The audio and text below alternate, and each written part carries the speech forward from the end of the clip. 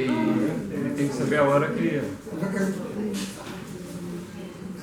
Às vezes também estou a chamar. Não, mas as outras são menores.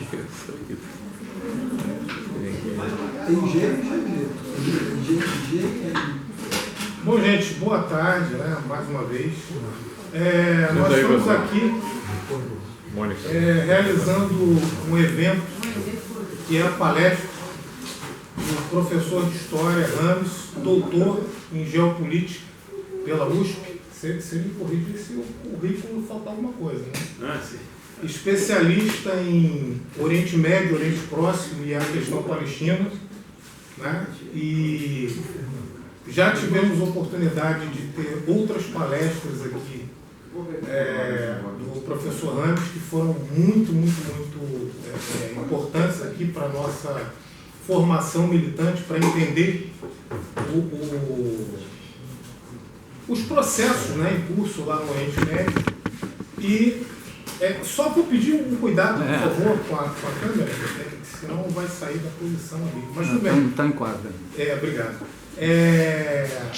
E hoje nós estamos vivendo aí uma ofensiva na Palestina, né, das forças de ocupação israelense, sionistas, e de acordo com o que a mídia, né, tem informado, até mesmo a mídia que é pró-Israel, majoritariamente, tem sido uma das piores ofensivas dos últimos 30 anos, pelo menos, desde a invasão ao Líbano, né, e da primeira intifada.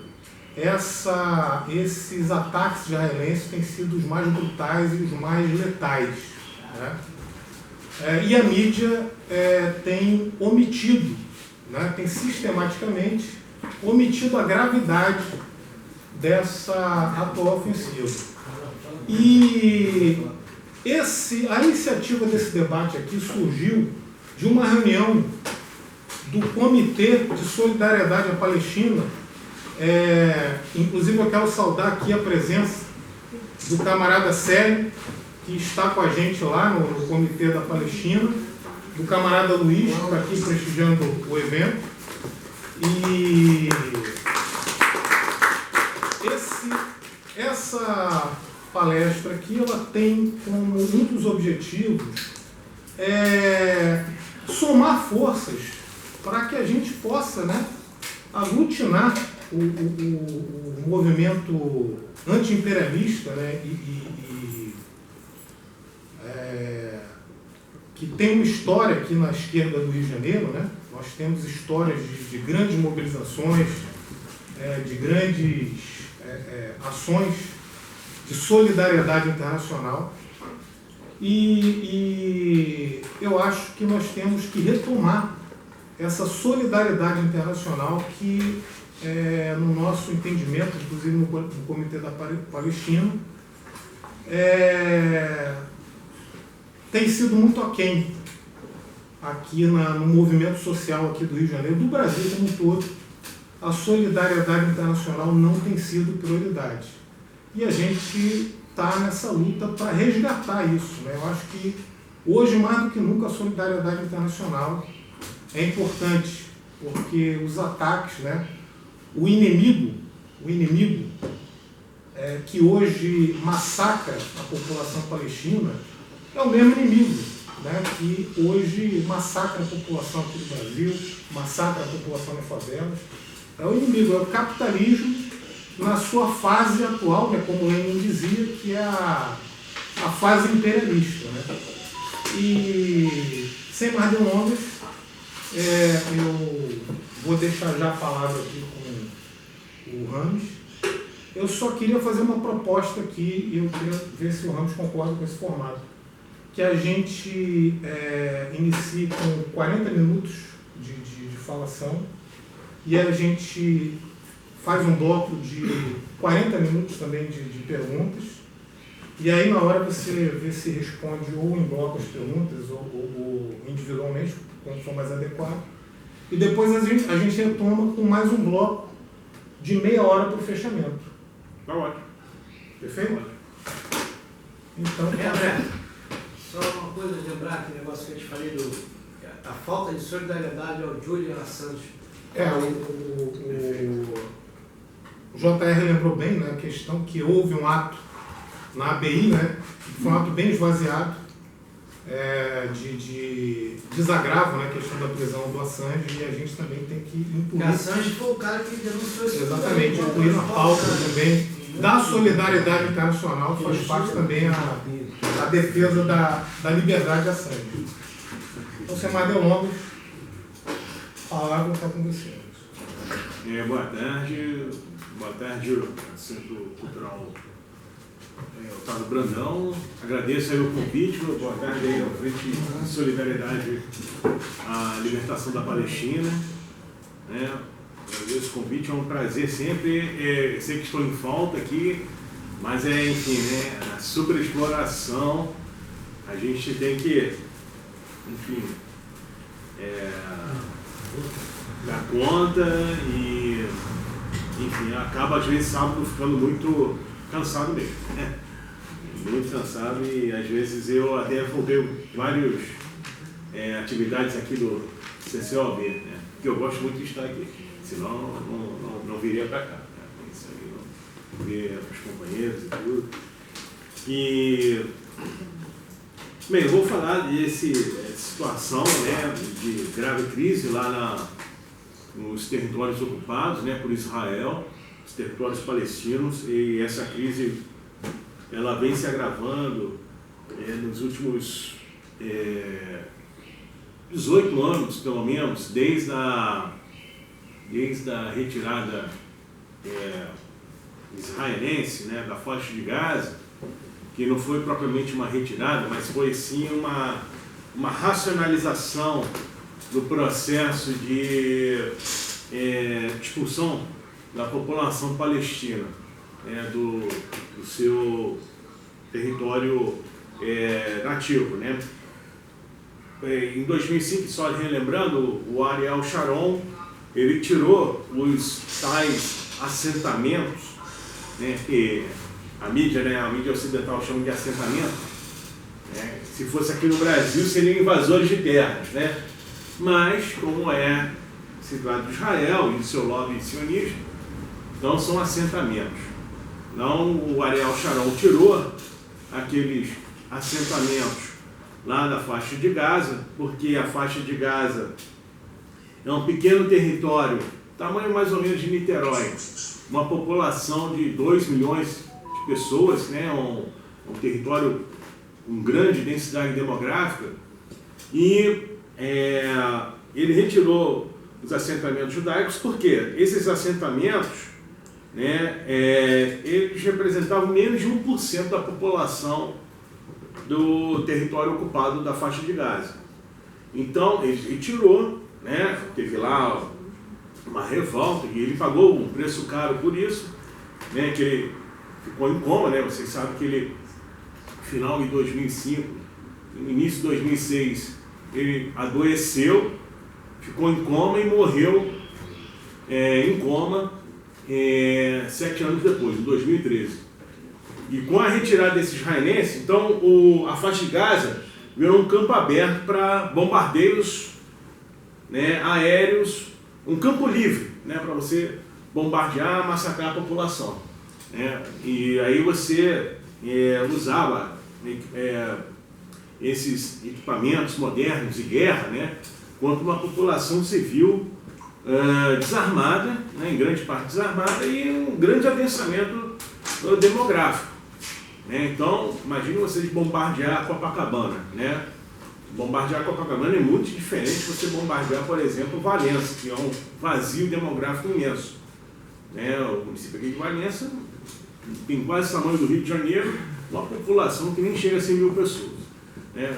Então, um grande adensamento demográfico, passaram a bombardear a torta e a direita, e em uma época que já existia a internet, 2005, 2006 já existia a internet. Então foram vários massacres. Só que ano passado, em 2022, em maio, né, foi uma escalada em uma escalada que o próprio governo israelense perdeu o controle dessa escalada militar no passado, e que vinha desde o reconhecimento dos Estados Unidos da capital em Jerusalém, né, pelo governo do Trump, desde esse reconhecimento até ano passado, houve uma escalada de tensão, de violência, né?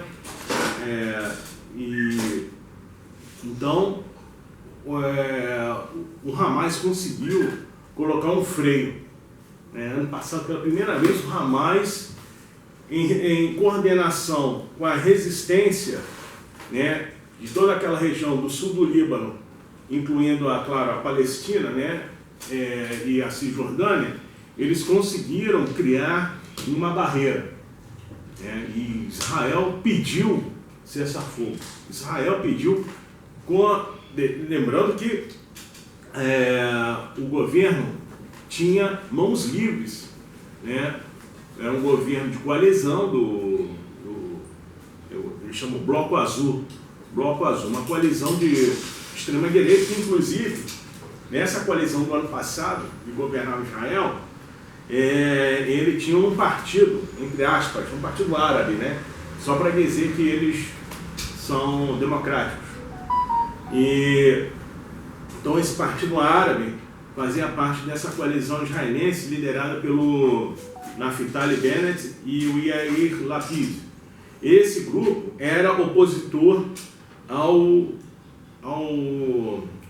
Benjamin Netanyahu, que é o Likud, é um chefe, quase um chefe histórico do Likud, né? Porque ele foi o chefe de governo que mais tempo ficou no poder em Israel, mais do que o Davi Ben-Gurion, né, que é o fundador, né, do Estado de Israel. E o Naftali Bennett e o Yair Lapid, eles tinham um apoio, né, a luz verde dos Estados Unidos. E mesmo assim, eles não conseguiram dobrar o Hamas. Então foi uma derrota assim, histórica, né, porque a resistência principal foi dentro da faixa de Gaza. A faixa de Gaza soube se defender e o governo Yair Lapid teve que pedir cessar-fogo. Eles foram obrigados a pedir um cessar-fogo, lembrando que ano passado ainda continuava aquela rixa entre Irã e Arábia Saudita, sendo que o Irã apoiando as forças de resistência e a Arábia Saudita com uma estreita relação com Israel, né? E então o Yair Lapid e fracassaram na tentativa de quebrar o Hamas, né? E não foi uma ofensiva israelense programada, diferentemente das outras, né?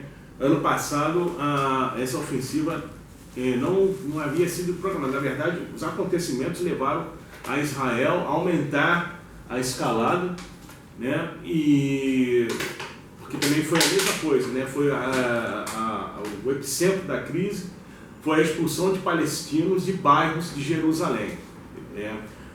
Jerusalém é ocupada. Lembrando que na Guerra de 67, chamada Guerra dos 6 Dias, Israel, que já ocupava uma parte da cidade de Jerusalém, que agora não me lembro se é ocidental ou oriental, enfim, uma das partes, metade de Jerusalém, já havia sido ocupada pela Guerra de 49. E a outra metade, né, foi ocupada por Israel em 67. Tem até aquela famosa foto daquele general, dos generais de Moshe Dayan, aquele outro que foi assassinado.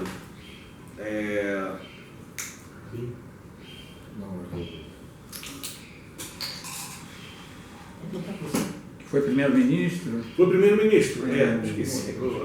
Eu vou lembrar. Tem um parque com o nome dele. Isaac Rabin. Isaac Rabin, perfeitamente. Botafogo. Eles têm a famosa foto dele lá no Muro das Lamentações, esses generais todos.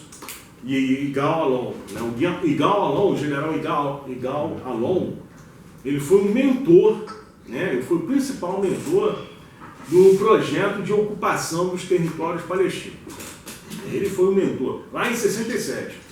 Porque eles perceberam, quando venceram a guerra de 67, a demografia israelense iria ser transformada.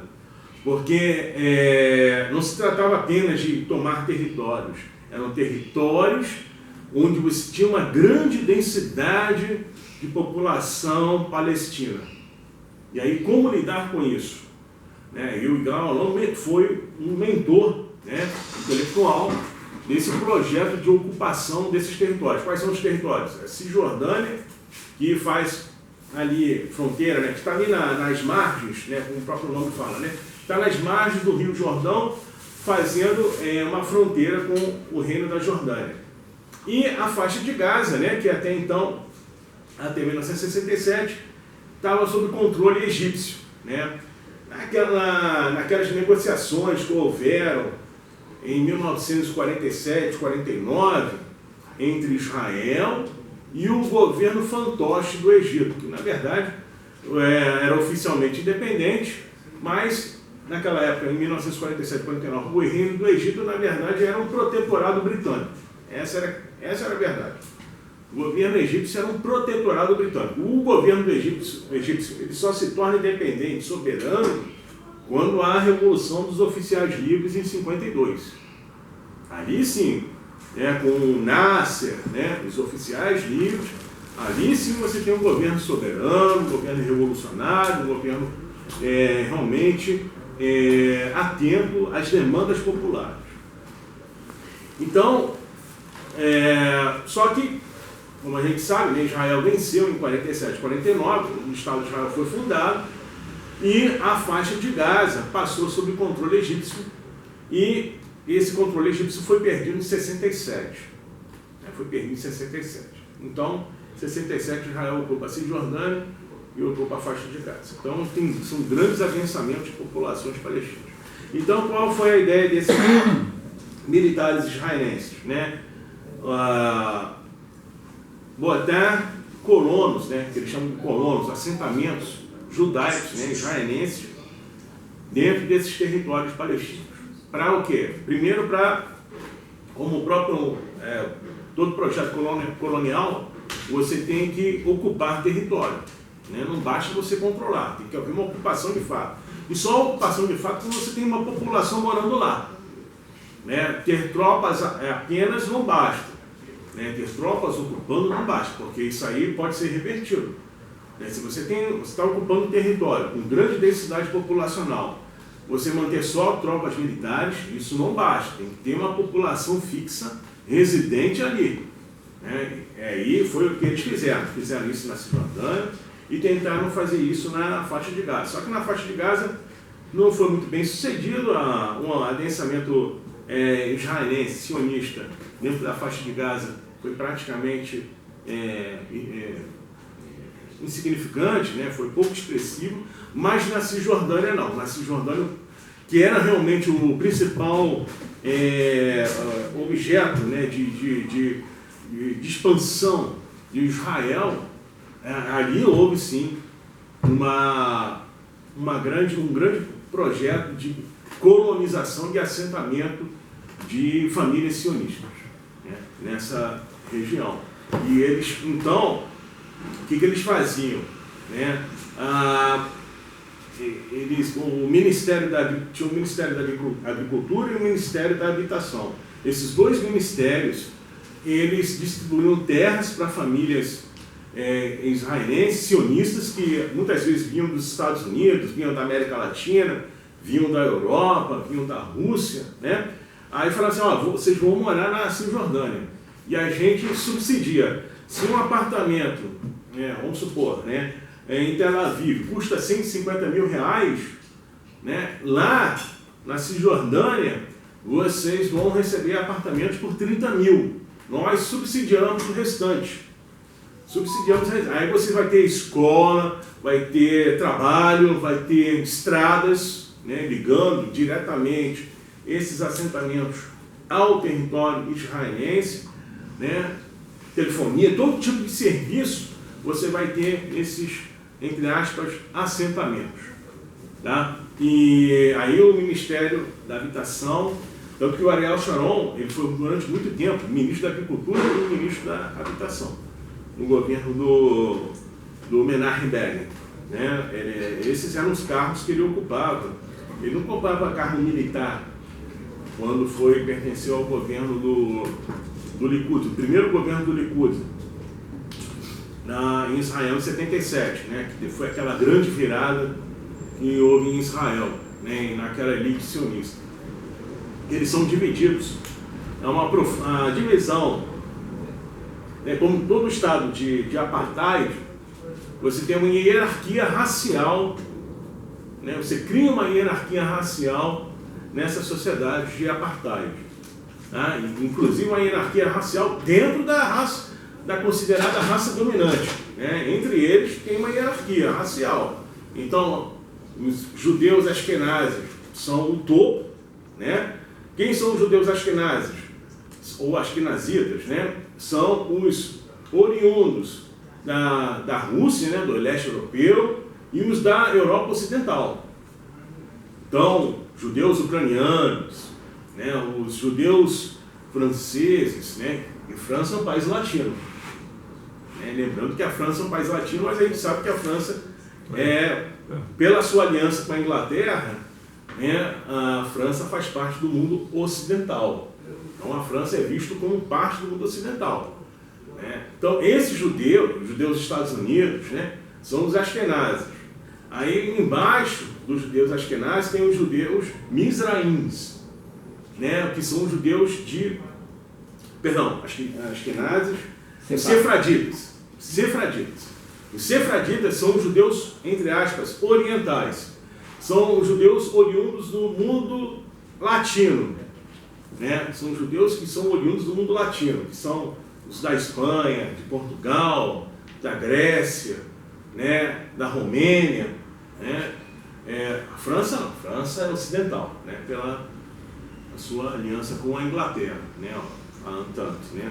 E os judeus italianos, a Itália sempre teve também uma comunidade judaica, né? Também foi assimilada aí como judeus askenazes. Né? Então os sefraditas são os do mundo latino, que é inferior, né? Dentro desse hierarquia racial anglo-saxã. Veja só, lembremos que Israel é um projeto colonial britânico. A origem do projeto sionista é o projeto colonial britânico. Como os britânicos iriam ocupar um território próximo ao canal que os franceses estavam construindo no Mar Vermelho, entre o Mar Vermelho e o Mar Mediterrâneo. Então, tinha que ter uma colônia lá. A Inglaterra, como ocupar e legitimar colônias lá no sudoeste da Ásia, no norte da África, colônias britânicas. Né? Então, os britânicos já pensavam em aliança com os judeus e criar um movimento sionista para ocupar a região, ajudar os britânicos a ocuparem a região. Então, esse projeto, né, britânico, ele também trazia essa hierarquia racial dos britânicos para dentro da Palestina. Então, os askenazes, os sefraditas, e embaixo dos sefraditas, os judeus mizraíns, que são originários do mundo árabe. São os judeus que viviam ali no Egito, no Iêmen, né, que, aliás, os judeus em Iêmen deu um grande problema lá dentro de Israel, né, enfim, os judeus da Síria, do Iraque, por aí vai. E abaixo dos judeus mizraíns, né, Misr, em árabe, Egito, né, ao pé da letra, Misri seria Egito, né, mas na verdade ele trata-se dos judeus de todo o mundo árabe.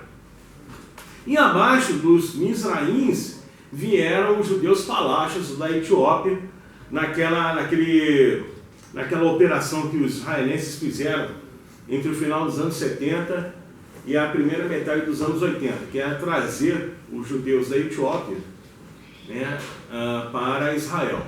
Né? Enfim. Então, tanto que se vocês perceberem, né, não sei se vocês já viram fotos dos soldados israelenses das últimas guerras, né, nas últimas nas últimas ofensivas israelenses, vocês podem perceber que boa parte dos soldados israelenses são de origem africana. São judeus falachos. Vocês podem perceber, se vocês olharem as fotos, né, muitos dos soldados israelenses são judeus de origem africana. Então, você tem essa hierarquia, e essa hierarquia racial, a base deles são os palestinos, são os árabes palestinos. E esses não têm direitos. Existem outras comunidades árabes pequenas, como aqueles libaneses que apoiaram Israel, a invasão israelense, a ocupação israelense em 82, fugiram, né, com medo da represália da resistência, né, liderada pelo Hezbollah, fugindo para Israel. Então, essa hierarquia, essa divisão da sociedade israelense, ela se reflete na divisão ideológica, partidária, né? E o Likud sempre foi ligado aos judeus, tanto os judeus mizraíns quanto os sefraditas, né? Ele reflete essa mudança demográfica, porque conforme foram entrando os judeus dessas regiões, né, o equilíbrio demográfico, os ashkenazitas eram predominantes até meados da década de 70.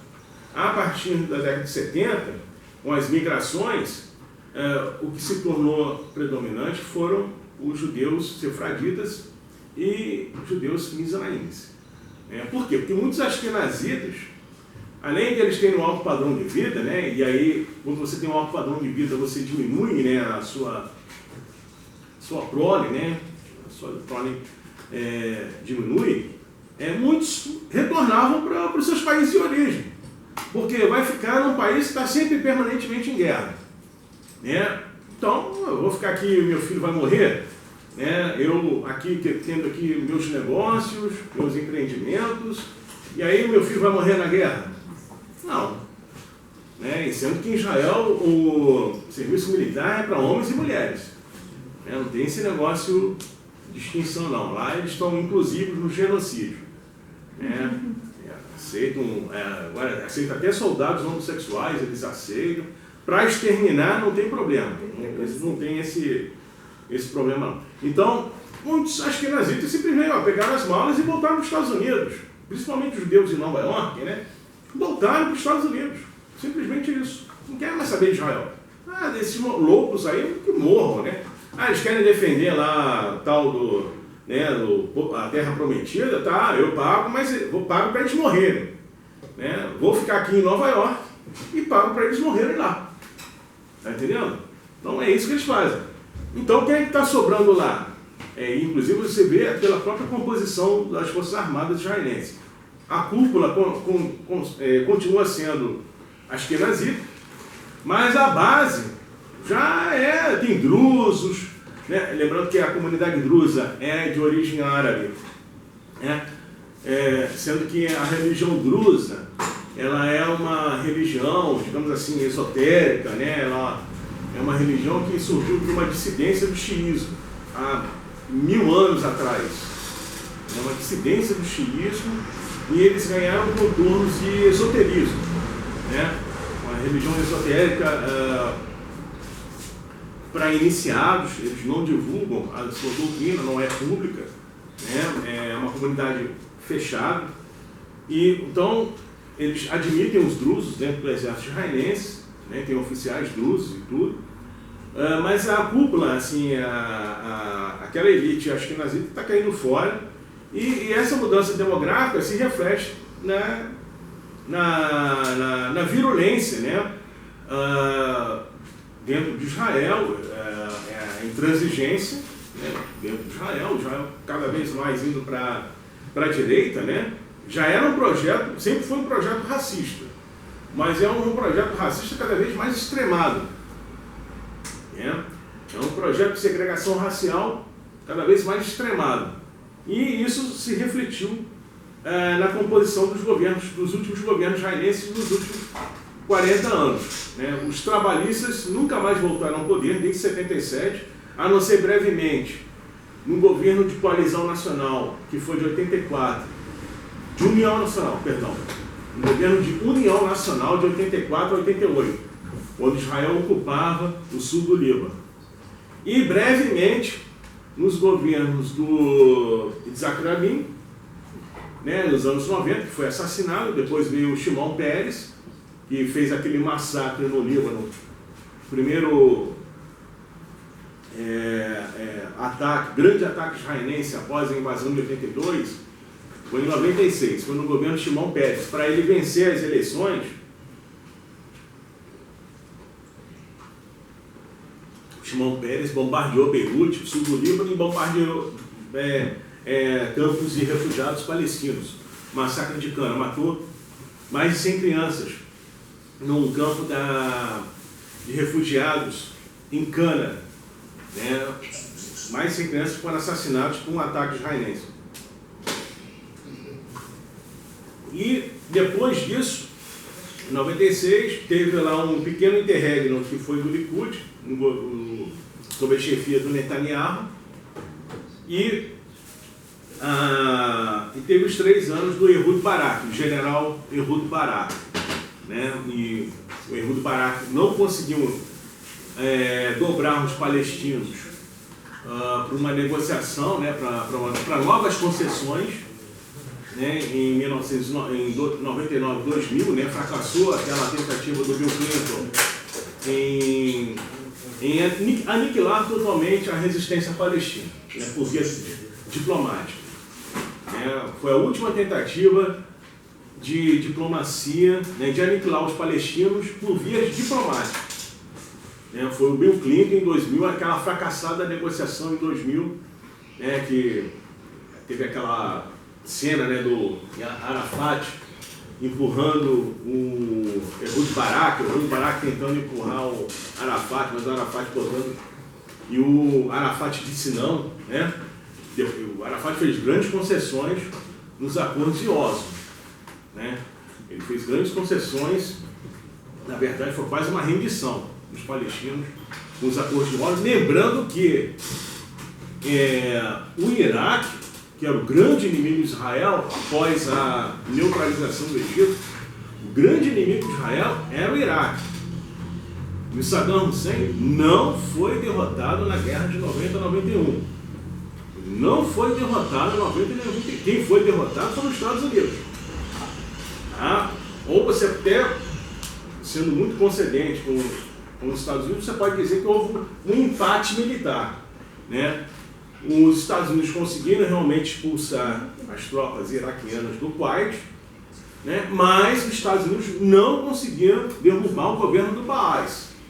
Então foi uma derrota. E os Estados Unidos não é o Uruguai, não é o Paraguai, né? Uma guerra, a maior superpotência militar. Em 90 e 91 a União Soviética já estava prestes a fechar fechar a porta, né? Deixar de existir. E 90 a 91 os Estados Unidos eram os chamados os grandes vencedores da Guerra Fria. Então os Estados Unidos eram como eles têm um ditado em inglês: the winner takes all, né? Quem ganha leva tudo, né? Então eles venceram a Guerra Fria, né? Venceram na mente deles, né? Venceram entre aspas. E então vamos levar tudo. Então o Iraque vai ser o primeiro alvo, né? E não conseguiram vencer o Saddam Hussein, não derrubaram o governo do Saddam Hussein. Então havia uma barreira que era o Saddam Hussein e outra barreira que era a República Islâmica do Irã. Essas duas barreiras não foram neutralizadas, não foram derrubadas. E então as concessões que o Arafat fez na década de 90 foram muito graves. E se o Arafat aceitasse aquela derrota em 2000, aí seria o suicídio político do Arafat, que ele não comete. Ele diz não para o Bill Clinton, e aí o Arafat, né, acontece aquilo que aconteceu em 2004, foi assassinado, enfim, quer dizer, oficialmente ele morreu passou mal, né? Ele passou mal e morreu, oficialmente. Ele ficou acuado lá na sede da Autoridade Nacional Palestina, em Jenin, houve um cerco, né, em Ramallah, né, o cerco que durou 3 anos e meio. Né, o Ariel Sharon, aí ele passou mal, entre aspas, né, e foi levado lá para a França, se não me engano, onde ele morreu. Né, veio a falecer em 2004. Então, Israel, enfim, parecia que Israel tinha vencido, né, esse processo todo. Só que, enfim, teve a resistência do Hamas, o Hamas com o apoio do Irã, sendo que Hamas e Irã têm ideologias opostas, embora eles sejam movimentos islâmicos, né, República Islâmica do Irã e a resistência islâmica da Palestina, o Hamas, ele não é só pelo fato de ele ser sunita, ele é a Irmandade Muçulmana, é um braço da Irmandade Muçulmana, e a República Islâmica do Irã é xiita. Né? Então, tem pensamentos diferentes, tem formações teológicas diferentes.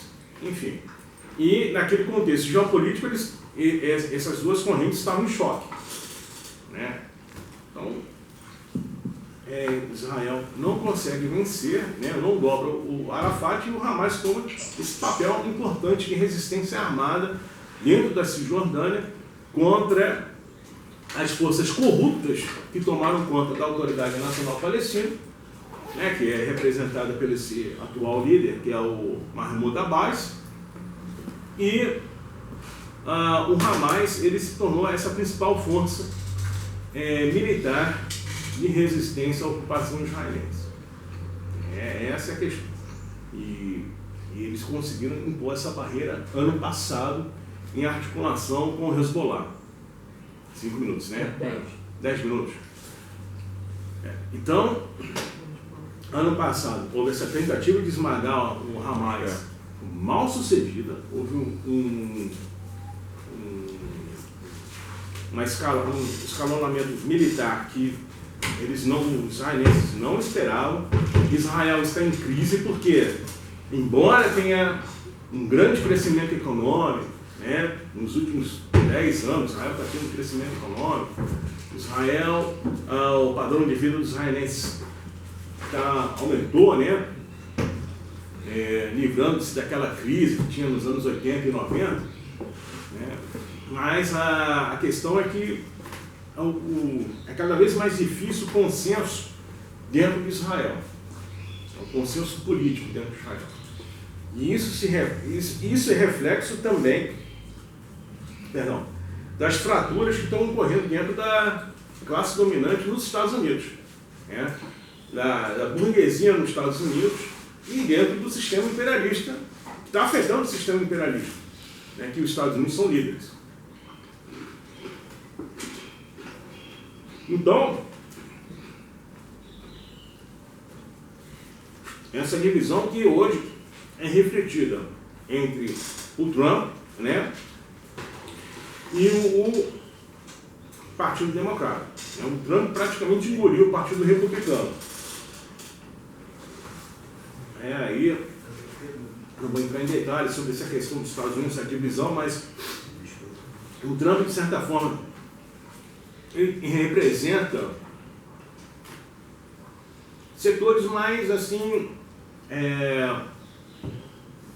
clássicos, né, do capitalismo estadunidense, né? Ele é construtor, ele não é da área financeira, né?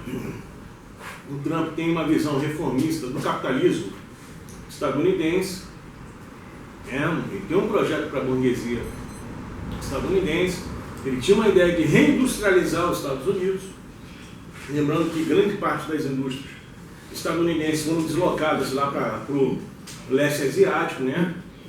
Então, Trump tinha essas ideias. Enquanto que o Partido Democrata virou o grande receptáculo daquele complexo militar financeiro dos Estados Unidos, né, que é o coração do imperialismo. Não que Trump não seja imperialista, não é isso não. Né, não representa também esse setor, mas só que os setores que o Trump representa dentro da burguesia estadunidense, em grande parte, é aquela burguesia mais tradicional, né? É o dono da indústria, é o dono de empresas de construção e por aí vai. É um capitalismo, digamos assim, mais velho. É um capitalismo de ferrugem, né, digamos assim. E, enfim, isso está também trazendo reflexos dentro de Israel.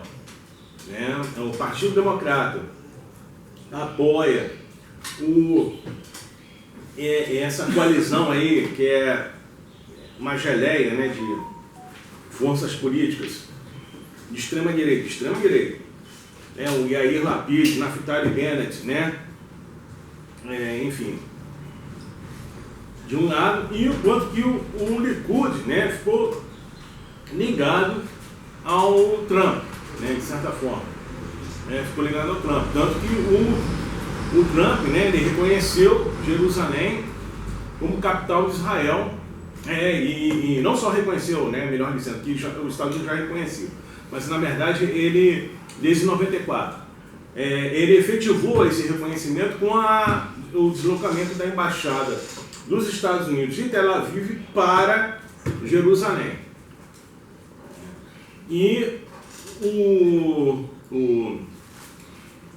Trump, ele tinha essa ideia de Israel, né, fazer acordos de paz com os regimes mais conservadores do mundo árabe. Então, Israel foi reconhecido pelo Bahrein, né, foi reconhecido lá